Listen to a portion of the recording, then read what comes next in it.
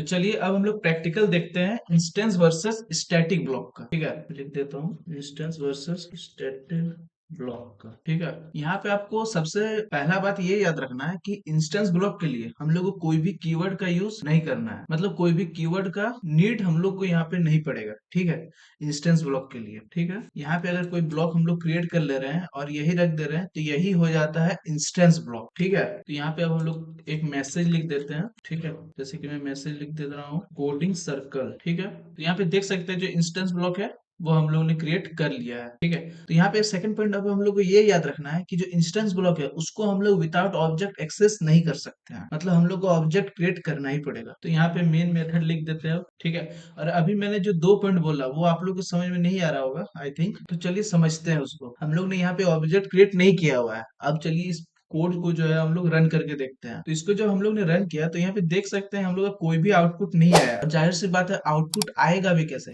मैंने बोला कि ये जो है ये इंस्टेंस ब्लॉक है, ये विदाउट ऑब्जेक्ट कॉल हो ही नहीं सकता है। ठीक है, इसको कॉल करने के लिए ऑब्जेक्ट का नीड है ही। तो यहाँ पे तो हम लोग ने कहीं ऑब्जेक्ट क्रिएट नहीं किया हुआ है, तो ये कैसे ही जो है वो रन हो जाएगा, कोडिंग सर्कल कैसे यहाँ पे प्रिंट हो जाएगा। तो प्रिंट करने के लिए हम लोग को ऑब्जेक्ट क्रिएट करना पड़ेगा।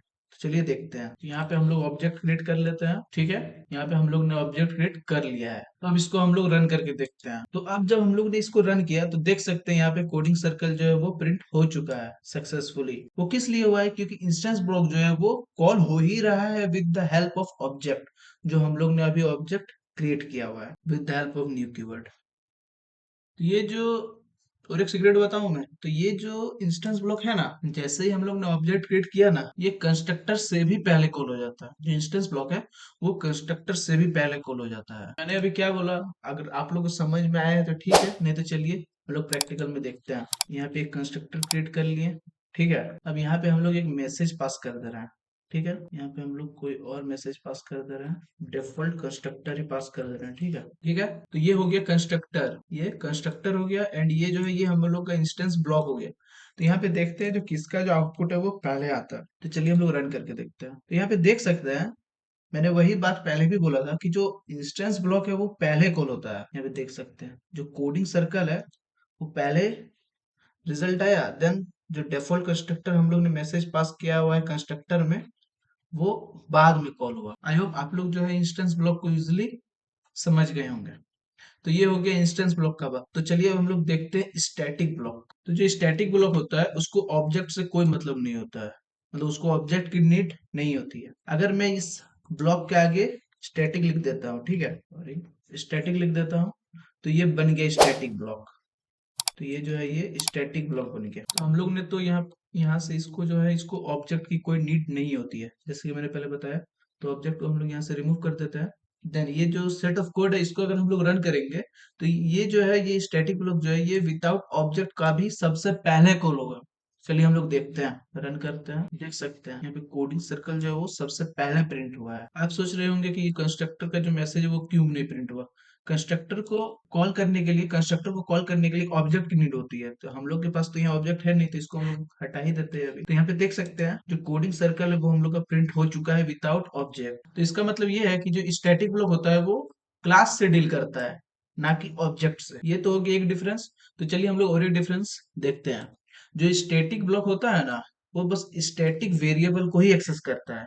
मतलब अगर हम लोग यहाँ पे एक इंस्टेंस वेरिएबल क्रिएट कर ले रहे हैं, इसमें हम लोग ए क्रिएट कर रहे हैं एंड हम लोग वैल्यू पुट कर दे रहे हैं 10। देन एक स्टैटिक वेरिएबल हम लोग क्रिएट कर रहे हैं। ठीक है, स्टैटिक वेरिएबल हम लोग क्रिएट कर रहे हैं, देन उसके अंदर हम लोग स्टोर कर दे रहे हैं, बी के अंदर हम लोग स्टोर कर दे रहे हैं 20।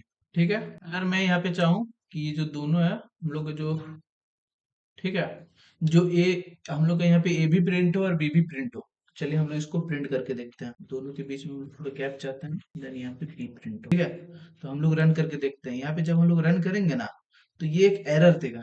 चलिए हम लोग देखते हैं। तो गाइस यहाँ पे क्या बोल रहा है, can not make a static reference to the non static field. इसका मतलब क्या है, तो इसका मतलब ये है कि यहाँ पे जो देख सकते हैं यहाँ पे जो है हम लोग के पास क्या है, नॉन स्टैटिक वेरिएबल है, इंस्टेंस वेरिएबल है। ठीक है, इसको हम लोग स्टैटिक के पास जो स्टैटिक ब्लॉक है उसके अंदर हम लोग इसको यूज नहीं कर सकते, मतलब उसके अंदर हम लोग उसको पास नहीं कर सकते हैं। मतलब स्टैटिक ब्लॉक के अंदर हम लोग नॉन स्टैटिक वैल्यू को पास नहीं कर सकते हैं। इसका सिंपली मतलब ये है। तो ये जो है स्टैटिक ब्लॉक जो है ये सिर्फ स्टैटिक वेरिएबल को ही एक्सेस करने का परमिशन देता है। तो यहाँ से हम लोग जो नॉन स्टैटिक है उसको हम लोग रिमूव कर देते हैं।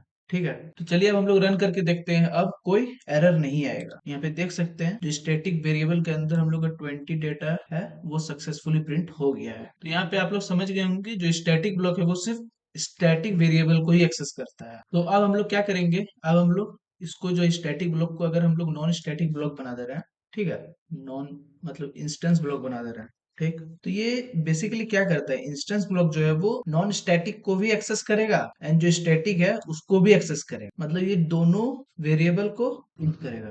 तो यहाँ पे हम लोग ए को प्रिंट करवा रहे हैं, देन कॉन्केटिनेशन ऑपरेटर, देन दोनों के बीच में थोड़ा gap, then concatenation operator, then B. अब अगर हम लोग ए और बी को अगर हम लोग प्रिंट करवा रहे हैं तो हम लोग प्रिंट करवा रहे हैं इंस्टेंस ब्लॉक के अंदर। तो इंस्टेंस ब्लॉक जो है वो दोनों को प्रिंट करेगा, ए को तो प्रिंट करेगा ही एंड जो स्टैटिक है उसको भी प्रिंट करेगा। तो चलिए रन करके देखते हैं। तो यहाँ पे तो कोई भी रिजल्ट प्रिंट नहीं हुआ है। रिजल्ट इसलिए प्रिंट नहीं हुआ है क्योंकि हम लोग ने कोई ऑब्जेक्ट क्रिएट नहीं किया हुआ है। तो इंस्टेंस ब्लॉक के लिए हम लोग को ऑब्जेक्ट क्रिएट करना पड़ता है। तो हम लोग यहाँ पे ऑब्जेक्ट क्रिएट कर लेते हैं। ठीक है, हम लोग ने ऑब्जेक्ट क्रिएट कर लिया। अब हम लोग रन करके देखते हैं। तो यहाँ पे देख सकते हैं 10 एंड 20 दोनों प्रिंट हो चुका है। तो इंस्टेंस ब्लॉक जो है वो इंस्टेंस वेरिएबल को भी प्रिंट करता है एंड जो स्टैटिक वेरिएबल है उसको भी प्रिंट करता है। तो इससे ये प्रूफ हो गया है जो इंस्टेंस ब्लॉक है वो नॉन स्टैटिक को भी एक्सेस करेगा एंड इंस्टेंस को भी एक्सेस करेगा। तो जितना डिफरेंस था हम लोग ने विद द लाइव प्रैक्टिकल देख चुके हैं। ठीक है, अगर यही डिफरेंस, तो चलिए यही सेम डिफरेंस को हम लोग नोट्स में देखते हैं। ठीक है, तो यहाँ पे हम लोग देख लेते हैं इंस्टेंस वर्सेस स्टैटिक ब्लॉक। तो इंस्टेंस में जो सबसे पहला पॉइंट ही है कि it deals with the object. जब ऑब्जेक्ट होगा तभी जो है इंस्टेंस ब्लॉक जो है वो कॉल होता है, और स्टैटिक ब्लॉक जो है उसको ऑब्जेक्ट हो या ना हो उससे उसको कोई मतलब नहीं है। ये mainly deal with the class, class है उसके, तब जो स्टैटिक ब्लॉक कॉल हो जाता है। देन सेकंड पॉइंट में देखते हैं executed at the time of object creation. जो इंस्टेंस ब्लॉक है वो एग्जीक्यूट उसी टाइम हो जाता है जब हम लोग कोई ऑब्जेक्ट क्रिएट करते हैं। ठीक है, और जो स्टैटिक ब्लॉक है executed at the time of loaded dot class file in Java. जब डॉट क्लास फाइल लोड हो रहा है जेवीएम में, ओके, तभी जो है जो स्टैटिक ब्लॉक है वो एग्जीक्यूट हो जाता है। और विद प्रोग्राम भी हम लोगों ने देख लिया है। वहाँ पे हम लोग ने देखा है कि इंस्टेंस के लिए कोई कीवर्ड की हम लोग को नीड नहीं होती है, और वहीं हम लोग स्टैटिक ब्लॉक के लिए एक स्टैटिक कीवर्ड लगा देते हैं स्टैटिक ब्लॉक के बाहर। आप लोग को याद होगा, तो यहाँ पे स्टैटिक कीवर्ड की रिक्वायर्ड होती है। और लास्ट पॉइंट क्या है, static and non static variable can be access inside the instance block. Then जो फोर्थ नंबर है, static and non static variable can be accessed inside the instance block. जो static and जो non static variable होता है ना वो instance block में access हो जाता है। मतलब दोनों वेरिएबल जो है वो इजिली एक्सेस्ड हो जाता है इंस्टेंस ब्लॉक के अंदर। और वहीं स्टैटिक ब्लॉक जो है वो सिर्फ स्टैटिक वेरिएबल को ही एक्सेस करता है। यहाँ पे अगर आपके पास इंस्टेंस वेरिएबल है, ठीक है, तो वो जो है वो स्टैटिक ब्लॉक एक्सेस नहीं करेगा, वहाँ पे एक एरर आ जाता है। आप लोगों को याद होगा, हम लोग ने प्रोग्राम में किया हुआ है सेम। आई थिंक ये जो टॉपिक है ये आप लोग का क्लियर हो गया होगा। मैं अगेन बोल रहा हूँ, अगर आपको कहीं भी कोई भी प्रॉब्लम आ रही है, कोई भी क्वेरी आ रही है, तो मुझे कमेंट सेक्शन में जरूर से बताना। और हाँ, अगर सब्सक्राइब का बटन नहीं दबाए हो तो जरूर से दबा देना। ठीक है, तो चलिए मिलते हैं फिर ऐसे इंटरेस्टिंग नेक्स्ट टॉपिक के साथ। तब तक के लिए bye bye, keep coding and keep learning.